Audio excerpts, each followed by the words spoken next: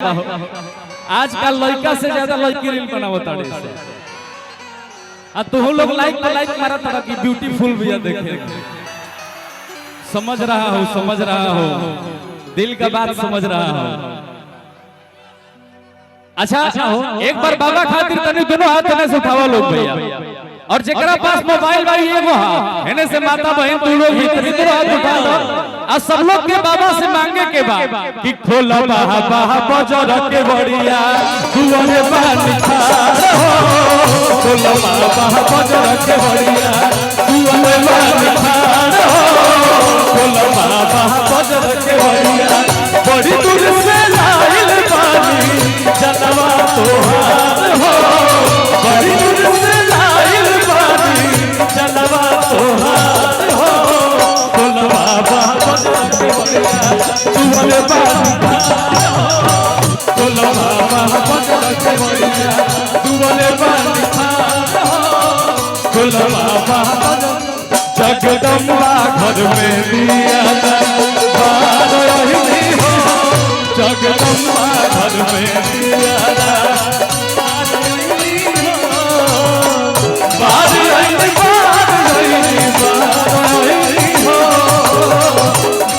रही हो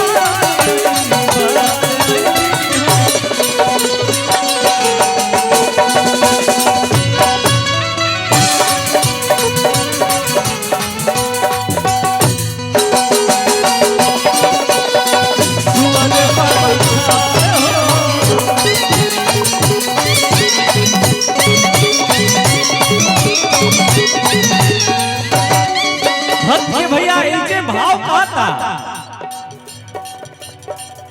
हर की धूप ना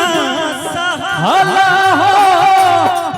हर गुणवा दुखला हो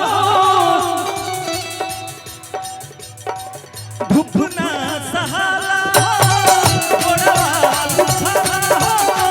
कहिया पीड़ा दुखवायो न सहाला हो दुखवायो न सहाला हो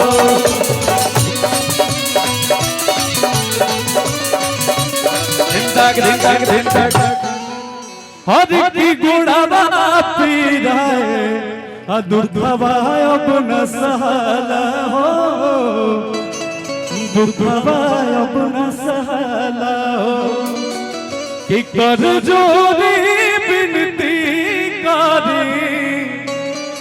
अरे हम बार बार हो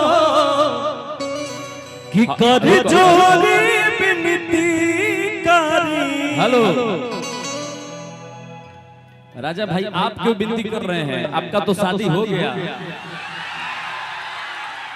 अरे विनती तो हमको करना है ना जी क्या हो भाई हम देखो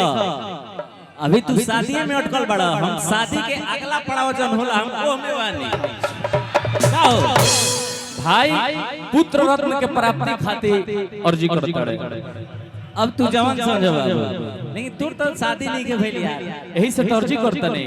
शादी करना है क्या तुमको अरे अच्छा ढेर लोग में बिना शादी के बा यार कितना लोग बड़ा हो बिना शादी के में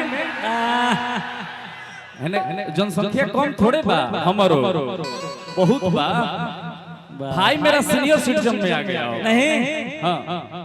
अब तो बढ़िया से मैं यंग हुए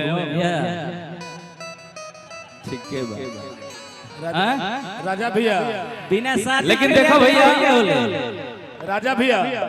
एमे उहो आदमी हाथ उठेले बजे कर बियाह हो गइल बा सच्चाई बड़ुए छुपावत हां तो कुछ आदमी तो दोबारा मारे के फेरा में बाड़े हम जानत कि कर जो बिनती करी अरे हम बार बार हो